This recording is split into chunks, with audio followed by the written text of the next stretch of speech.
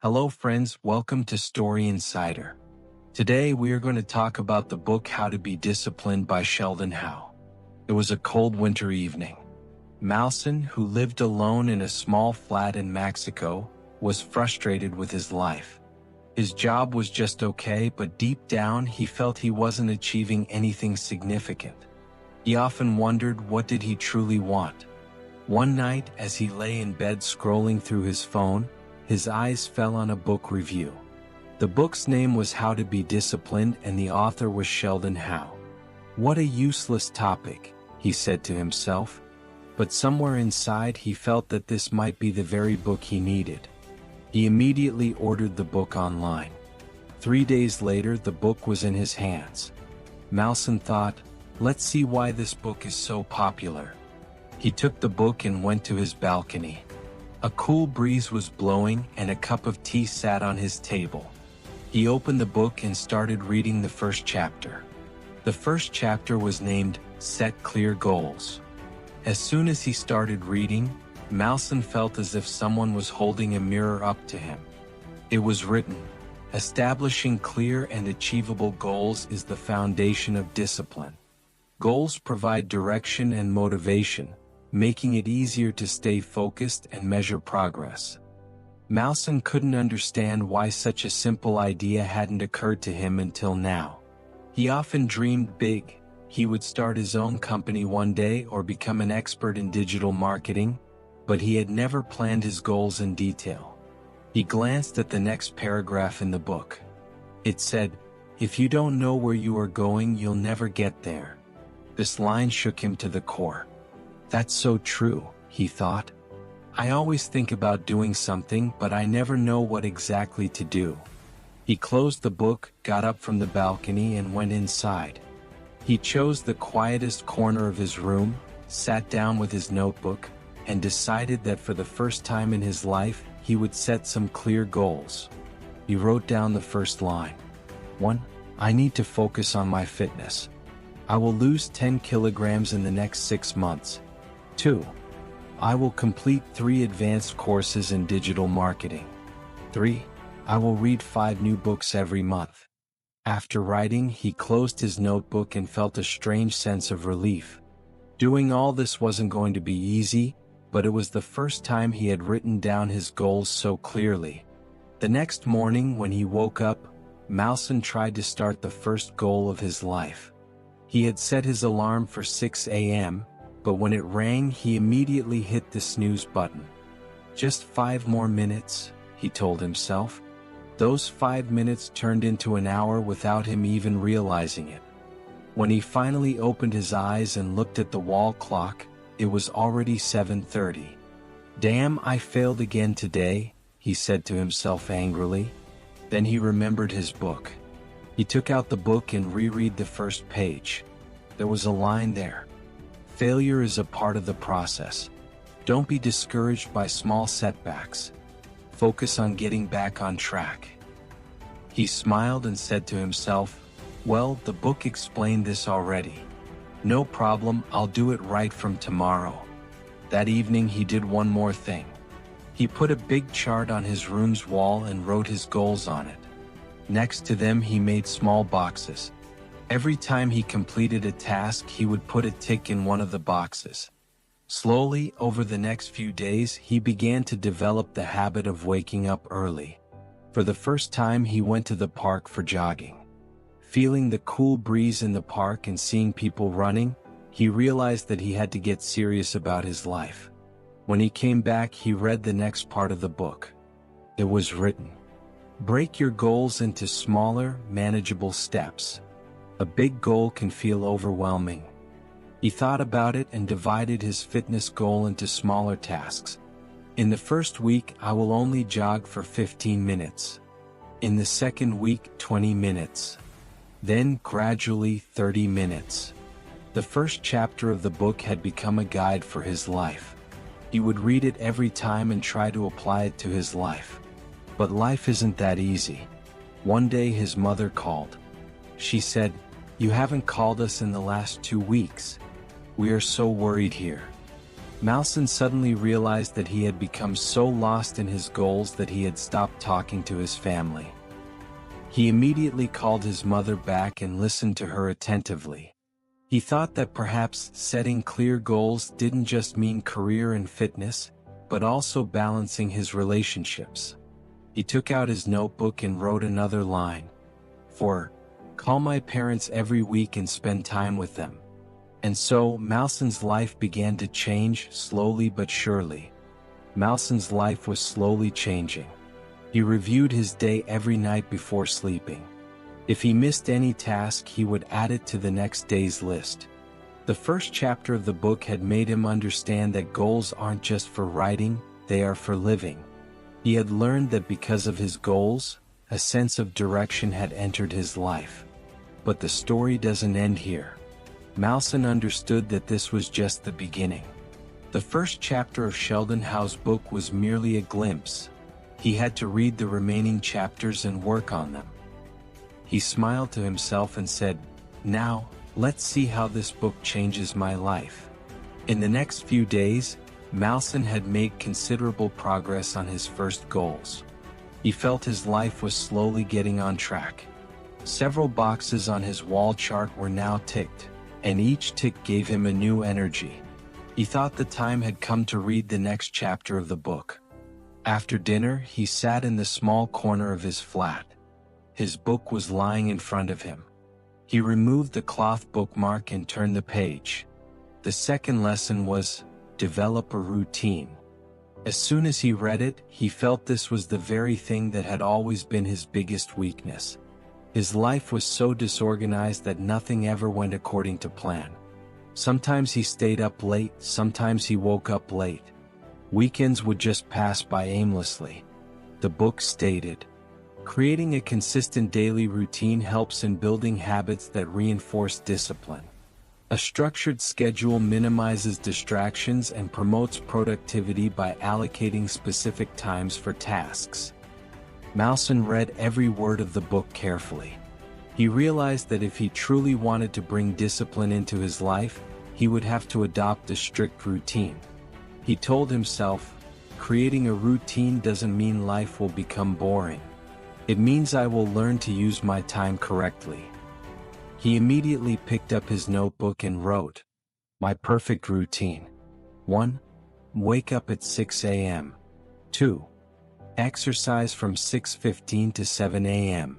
3. Breakfast by 7:30 a.m. 4. Work time from 8 a.m. to 12 p.m. 5.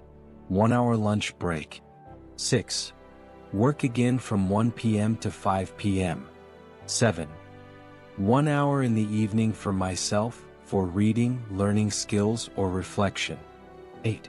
Sleep by 10 p.m. Planning the routine was easy, but he knew following it would be the most difficult part. He thought, let's try from tomorrow. The next morning, when his alarm rang at 6 a.m., he felt the same urge as the first day. He almost hit the snooze button again, but then he remembered he couldn't revert to his old habits. He quickly turned off the alarm and got out of bed. He set a timer on his phone and started his exercise according to the routine. In the beginning, his body resisted terribly. Every minute he felt like going back to sleep. But he remembered the part in the book that said, habits are hard to build initially, but consistency makes them easier over time. The first few days were a real struggle. Sometimes, sitting at the breakfast table, he would wonder if creating a routine was the right decision. But as the days passed, he started to enjoy the rhythm. The best impact of the routine was on his productivity. Now, when he sat down to work, his focus was entirely on the task. He knew he had allocated a specific time slot for everything, so he would have enough time to do it all properly.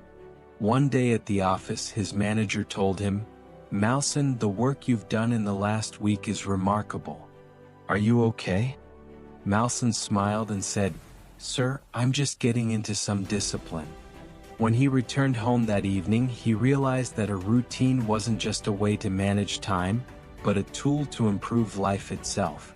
He started reading new books in his free time and reviewed his daily routine every night before sleep. But life isn't always straightforward. One Sunday his friend Rahul called, "Hey, are you coming to the movies today?" Malson was confused. Going to the movies meant missing his evening study time. But then he thought, a routine doesn't mean I stop enjoying life. Taking a break is sometimes necessary too. He learned a new lesson himself. A routine doesn't mean strict rules, it means balance. In the following days he made his routine more flexible. He added slots of free time to his schedule. This was time when he could do anything: talk to family, hang out with friends, or just relax. The book had an interesting line. A routine can sometimes feel like a burden. Allow some flexibility to accommodate unexpected events.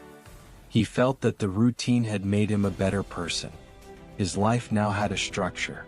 Where he used to delay everything until the last minute, he now completed his tasks on time. But the story doesn't end here. Malson realized that creating a routine had started his journey, but he still had to take his habits to a deeper level. There were more lessons left in the book. He promised himself he would read, understand, and incorporate every lesson into his life. And with that hope, he gently closed the book to move on to the next chapter. A few weeks had passed, and Malson was feeling quite comfortable with his routine. Waking up early, working out, and spending the day productively had become part of his habits. But life doesn't always follow a simple path. One day he came home tired from the office and thought he would relax a bit. He turned on the TV and, while watching a series, unknowingly wasted 3 hours. When he looked at the chart on his wall at night, he felt a pang of shame. He said to himself, "Man, everything was going so well, and today I'm back to my old habits." That same night he took out the book and turned to the next chapter. The third lesson was called, Embrace Self-Control. The very first line of the book shook him to his core. It was written, "Self-control is essential to resist temptations. Resisting short-term pleasures in favor of long-term goals is the foundation of disciplined living." Malson said to himself, "This is my biggest problem. I'm always chasing short-term pleasure, whether it's scrolling through social media for hours or doing anything that goes against my bigger goals." The book had another interesting point. Distractions are everywhere, and they often disguise themselves as harmless breaks. But every small temptation adds up to derail your progress. Malson decided then and there to bring self-control into his life starting the next day. He first identified his biggest distraction, his mobile phone. He deleted all unnecessary apps and set a screen time limit. He decided he would check social media only once a day and only for 15 minutes. The first day was very difficult for him. Several times he felt like picking up the phone, but he remembered a line from the book. "The pain of discipline is far less than the pain of regret." This line became his guide. He realized that bringing self-control didn't mean distancing himself from everything. It meant understanding his priorities and learning to say no to things that worked against his goals. A few days later, another challenge arose. On Saturday evening, his friends called him for a party. He knew if he went, the whole night would be spent partying, and there would be no chance of waking up early to work out the next morning. He asked himself, should I go or should I focus on my long-term goals? Another line from the book came to his mind. Every time you resist a desire, you take one step closer to becoming the person you want to be. Ultimately, Malson decided not to go to the party. He apologized to his friends and explained that he was working on himself at this time. Although it wasn't easy for him, and somewhere he felt his friends would now call him boring, the next morning when he woke up on time and followed his routine, he felt proud of this victory. Malson's life was gradually changing. The lessons of routine and self-control had become a part of his life. Every day he felt a new energy and motivation within him. But something still bothered him. Often when he worked, his mind would wander. He would be engaged in one task, and suddenly a memory from the past would surface, or anxiety about the future would start swirling in his mind. Sometimes he wondered, what if my plans don't work? Other times he felt he was wasting time thinking about past mistakes. One day, sitting in the balcony of his flat, he said to himself, I've worked a lot on discipline and self-control, so why does my mind keep drifting? He felt it was perhaps the right time to learn the next lesson. He took out the book and reached the next chapter. The fourth lesson was named, Practice Mindfulness. The book stated, mindfulness meditation helps improve focus and reduce anxiety. By being present in the moment, individuals can better manage their thoughts and emotions, leading to improved decision-making and productivity. As Malson started reading this lesson, he felt this could be the answer to his biggest trouble. He thought, I often either live in the past or get lost worrying about the future. But perhaps I am failing to live in the present moment. Another line in the book caught his attention. The mind is like a monkey, always jumping from one thought to another. Mindfulness helps you tame this monkey and bring it to the present moment. Malson immediately decided to apply this lesson to his life. The next morning, after finishing his workout, he started a new practice. He looked online to learn how to do mindfulness meditation. He chose a quiet spot in his balcony, closed his eyes, and began taking deep breaths. For the first few minutes, his mind raced in every direction. Worries about office work, memories of an old argument. But he told himself, whatever thoughts come, let them. But I will focus on my breath. Slowly he felt his thoughts slowing down. As he took deeper breaths, his mind grew calmer. For the first time, he felt he was gaining control over his mind. The book had written, mindfulness is not about stopping thoughts. It is about observing them without judgment and gently bringing your attention back to the present. He made this practice a part of his daily routine. Every morning and before sleeping at night, he would meditate for 10 minutes. Its effect began to show in his entire life. When he worked in the office, his focus was better than before. If his attention wandered, he would take a few deep breaths and prepare himself to refocus on the work. One day, a major project arrived at the office. The team lead informed everyone that this work would be very difficult and the deadline was tight. Malson's team members grew anxious, but he kept himself calm. He used his mindfulness practice. While others were talking nervously, Malson quietly made a plan. He divided his part of the work into small sections and set a task for each day. His calm and methodical approach impressed the team lead. He remembered another line from the book. Mindfulness not only helps you stay calm under pressure but also clarifies your thinking and aids in better decision-making. The impact of mindfulness was also felt in his personal life. Before, when he was with friends, his attention was often elsewhere. But now he was fully present in every conversation. He realized that when you give your close ones your 100% attention, relationships also grow stronger. One day he called his mother. While she was talking, he promised himself he would listen to every word carefully. Where before he would just say, okay, and end the call, now he responded to her words and tried to understand her feelings. The biggest impact of mindfulness was on his anxiety and stress. Before, he would get upset over small things, but now whenever he felt stressed, he would take a deep breath and remind himself, I am in this moment. What is here and now is the only reality. Everything else is just a play of my mind. The book had another line that he wrote down and put up on his workspace wall. The present moment is the only place where life truly exists. Learn to live in it. Gradually, mindfulness became a part of his life. He felt that this one practice had brought depth to his thinking, work, and relationships. Now he lived every day with open eyes and an open heart. Malson understood that mindfulness wasn't limited to just meditation. It could be present in every moment, when you are eating, working, or talking to someone. One evening, as he sat in the balcony, he looked towards the sky. The sun was setting and the clouds had turned a light orange. He fully felt that moment. Before, he would have ignored these small things, but now he realized that these are the moments that make life beautiful.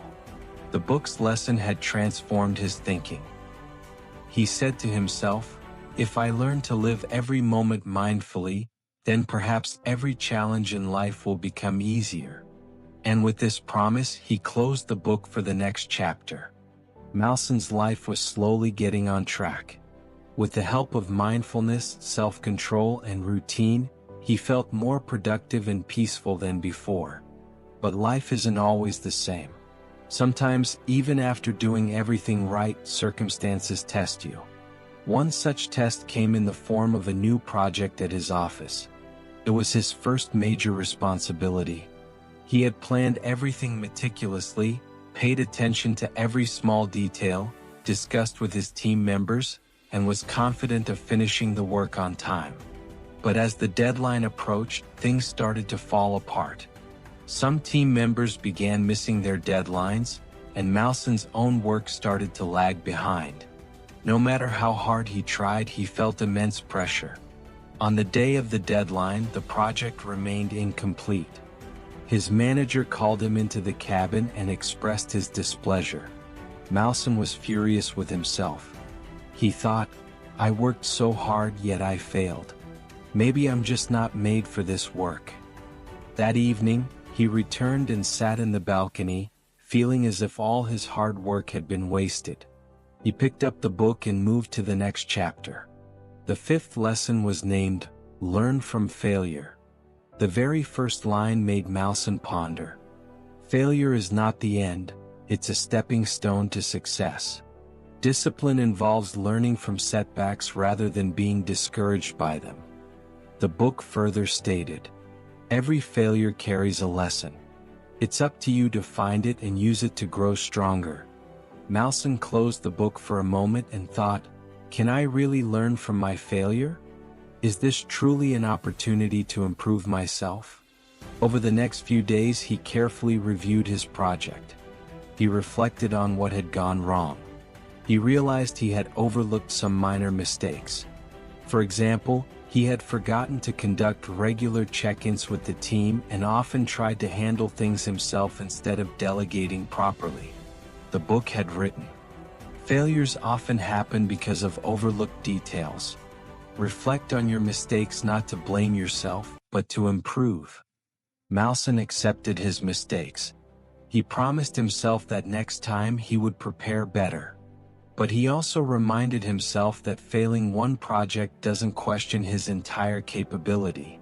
To motivate himself, he repeated another line from the book. "Failure is a detour, not a dead end. It's a chance to refine your strategy and come back stronger." The next week, another project came up at the office. Malson immediately started applying the lessons learned from his mistakes. He maintained better communication with the team and resolved every small problem at the outset. Slowly, he realized that instead of fearing failure, he should see it as a challenge. He felt that every failure hides a lesson. Another incident gave him a deeper understanding of this lesson. He had been following his habit of waking up early for the past few weeks, but one day, due to staying up late, he failed to wake up in the morning. He thought, "Am I slipping back into my old habits?" Before, he would have cursed himself, but now he adopted the book's advice. He told himself, "It's just one day. I can get back to my routine from tomorrow." The book had written, "Discipline isn't about being perfect every day. It's about bouncing back after setbacks." The next day, he made a full effort to wake up with the alarm and got back to his routine. Malson realized that the best way to deal with failure is to accept it, learn from it, and move forward. He added a new section to his chart, Lessons Learned. Every time he failed at something, he would write there what he learned from that experience. A few weeks later, Malson's manager called him. He said, "Malson, your work has improved tremendously. You learned a lot from that project you failed, and it shows in your work now. Malson smiled. He felt that failure was making him stronger, not breaking him. The book had another point.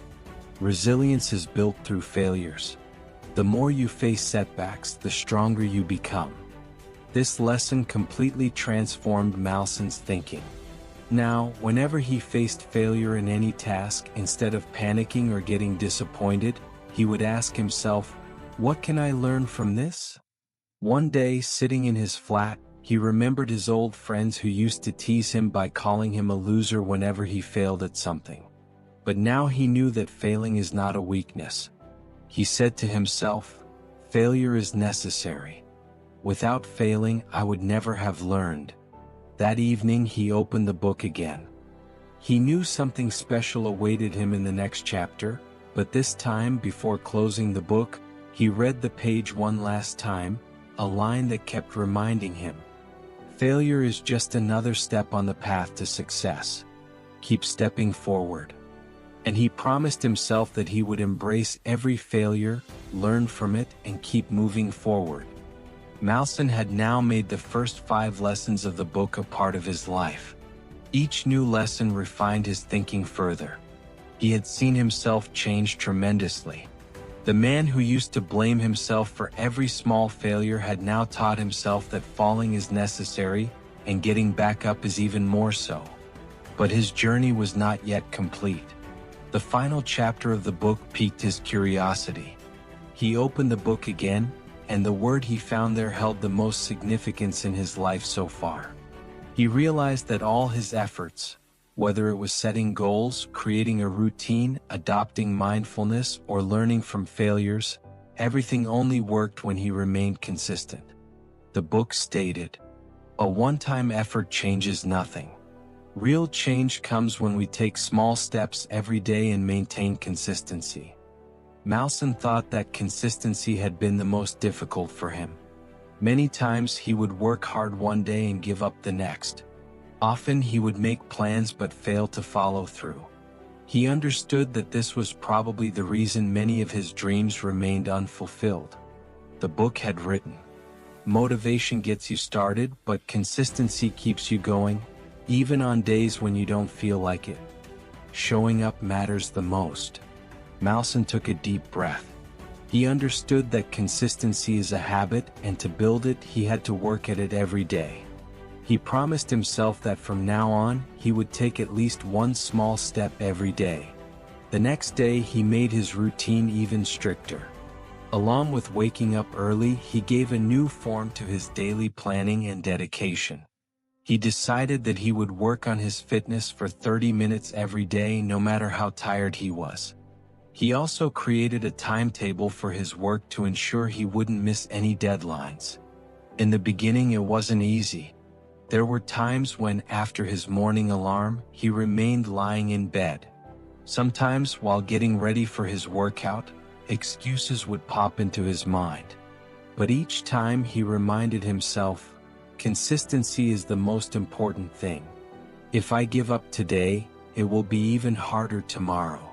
Slowly, he felt that these small steps were leading him in a new direction. One day at the office, his manager assigned him a major project. It was the same type of project he had failed at a few months ago. But this time, instead of fear, he had confidence.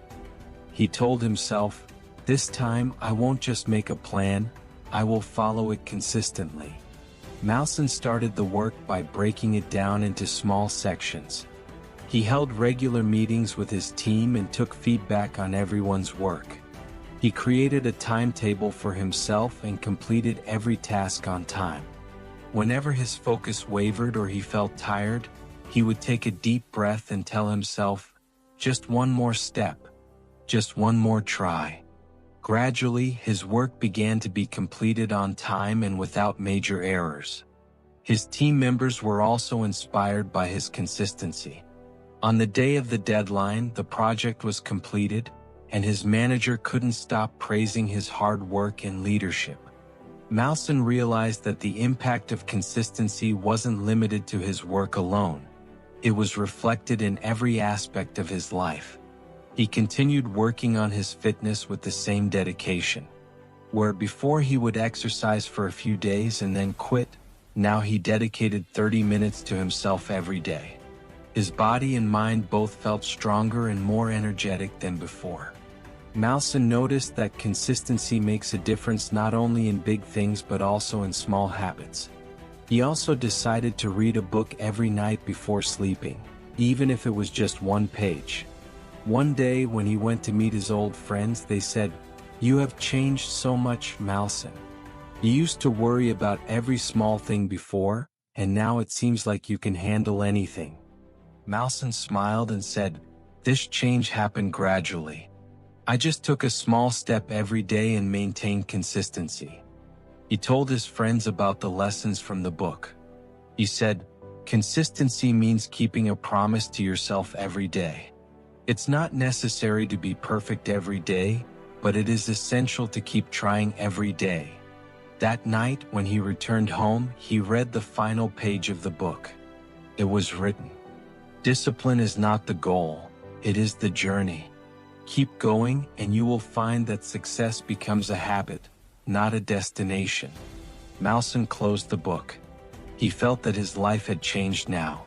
But he also understood that this journey would never end. Every day would bring a new challenge, a new lesson, and a new opportunity to improve himself. He placed the book on his table and looked out the window. The moonlight was faintly illuminating his room. He took a deep breath and promised himself that he would never abandon this journey because he now knew that true happiness lies not in reaching a destination but in living this journey with complete honesty and hard work. And this is where Malson's story does not end. It was only a new beginning. Malson's journey of transformation was now complete, yet it was also a continuous beginning. The structured life, the controlled mind, and the consistent efforts were no longer tasks but a part of his identity. He was no longer the man who felt lost in Mexico. He was someone who had found a path and was walking on it with determination. One evening, as he sat in his balcony reflecting, he realized that the book had not given him a set of rules, but a new lens to see life. It wasn't about rigidly following steps, but about understanding the principles and adapting them to his own context. He recalled how he had started, with confusion, resistance, and frequent stumbles. But each time he fell, the book's lessons and his own reflections helped him rise stronger. The chart on his wall was now filled with ticks, but more than that, his mind was filled with clarity. His relationships had improved. His weekly calls with his parents were no longer a duty but a cherished ritual. His friends now admired his discipline rather than finding him boring. At work, he was not just an employee but a reliable professional who could handle pressure with grace. One day his manager called him for a new role, a leadership position. The manager said, "Malson, your growth in the past few months has been exceptional. You've not only improved your own performance but also inspired others. We need someone like you to lead the team." Malson accepted the role, not with arrogance but with humility. He knew that this was not the end of his journey but the start of a new chapter where he could help others as the book had helped him. That night he opened the book one last time. He didn't read it for a lesson but as a reminder of how far he had come. He gently closed it, knowing that its wisdom was now ingrained in his actions and thoughts. He looked at the moonlight streaming into his room, just as he had on many nights before. But this time there was no anxiety, no restlessness, only peace and purpose. He whispered to himself, "The journey doesn't end here. It only gets better." Months had passed since Malson had last opened the book. Its lessons were now woven into the fabric of his daily life. The discipline he had cultivated was no longer a conscious effort but a natural rhythm. One quiet Sunday afternoon, as he was organizing his bookshelf, his fingers brushed against the familiar spine of How to Be Disciplined by Sheldon Howe. A smile touched his lips. He didn't need to reread it.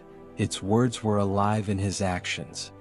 It was then he received a message from his friend, Anya. "Malson, I'm so overwhelmed. Work is chaotic, my personal goals are a mess, and I feel like I'm just drifting. How do you manage to have it all together?" Malson didn't send a long, preachy text. Instead, he invited her for coffee. As they sat down, he didn't launch into a lecture about goals or routines. He simply listened. He heard the same confusion and frustration in her voice that had once been his own. When she finished, he said, "I felt the same way, Anya. Truly." He then shared his story, not as a flawless success but as a real, stumbling journey. He told her about the first time he hit snooze, about the failed project, about the days his mind refused to focus, and about the constant battle with his phone. He spoke not as a guru but as a friend who had been in the trenches. He lent her the book. "Don't just read it," he advised, echoing his own learning. "Talk back to it. Argue with it. Ask yourself how each lesson applies to your life, not mine."